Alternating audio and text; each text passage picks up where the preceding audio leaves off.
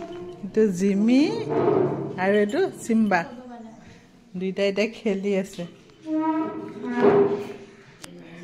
সুমা খাইছে আজি আহিছে এটা নতুন ঘৰলৈ তেওঁলোকে আঘোণ মাহতে ঘৰটোৰ পূজা কৰি ঘৰটো ললে আৰু আজি এটা সৰু পাৰ্টি দিছিলে আহকচোন ঘৰটোৰ ভিতৰটো তেওঁলোকে সজাইছে কেনেকৈ চাওঁ আৰু কাৰ ঘৰ আপোনালোককো দেখুৱাই আছোঁ আজি মই এয়া তেওঁলোকৰ গাঁৱৰ পৰা আলহীসকল আহিছিলে এতিয়া লগ পালোঁ ন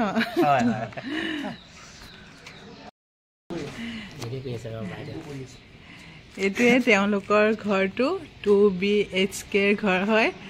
আৰু এইপিনে তেওঁলোকৰ বান্দাখন এন্ট্ৰেন্স সোমাই আহিছোঁ এতিয়া ভিতৰলৈ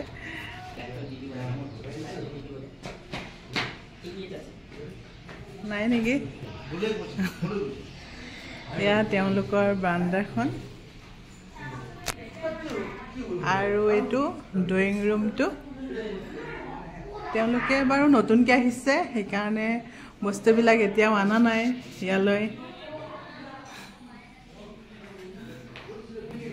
আৰু এইপিনে ডাইনিং ৰুমটো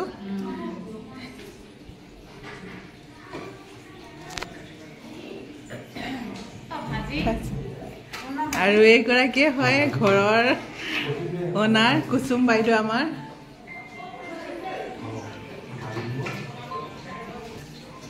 লাগি আছে ইমান ওচৰত আৰু এইটো কিটচেন তেওঁলোকে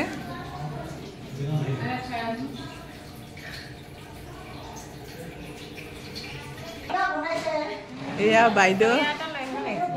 লাগি আছে পুৰা কামত এতিয়া আৰু এয়া তেওঁৰ হাজবেণ্ড আৰু এইটো ডগিটো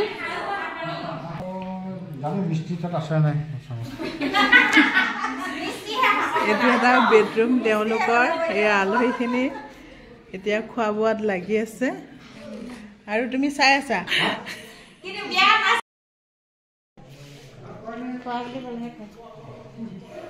মাংস খাইছে নে নিদিয়ে মাংস এহেঁতে এতিয়া ভাত খাই আছে মাংস দিয়া নাই সিহঁতক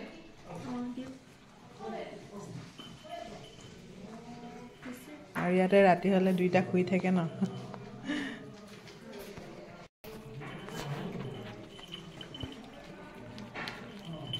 ই লাহে লাহে খায় মাকে আৰু তাৰ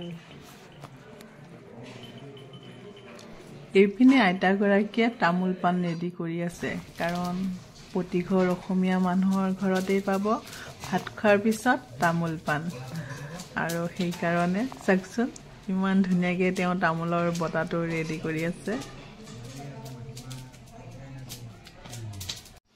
আলহীখিনিক এটা এটা বেচকৈ ভাত খাবলৈ দি আছে আৰু এওঁলোকে এতিয়া ভগাই আছে আজি মাছ মাংসৰ বিভিন্ন আইটেমেৰে তেওঁলোকে পাৰ্টিটো দিছিলে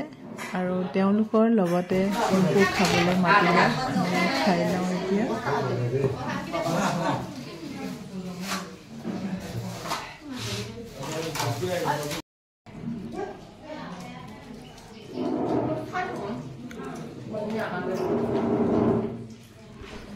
আৰু অলপ আগত বাইদেউ এগৰাকীয়ে কৈছিল তেওঁ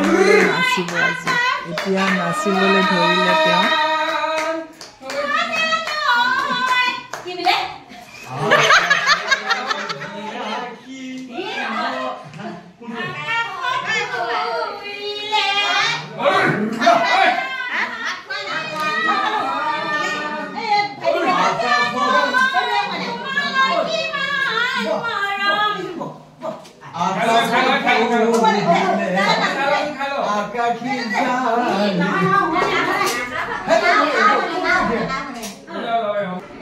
আৰু এইটো এটা তেওঁলোকৰ বেডৰুম আৰু ডগীকেইটা ক'ত গ'ল ডগীকেইটা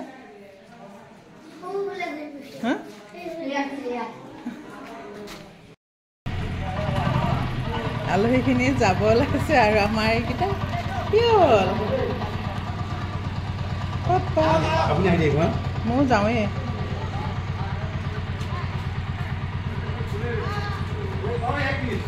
Papa, Papa. এতিয়া যাবলৈ ওলালো ইয়াৰ পৰা শান্তি লাগিছে আৰু দৌৰি দৌৰি এইকেইটা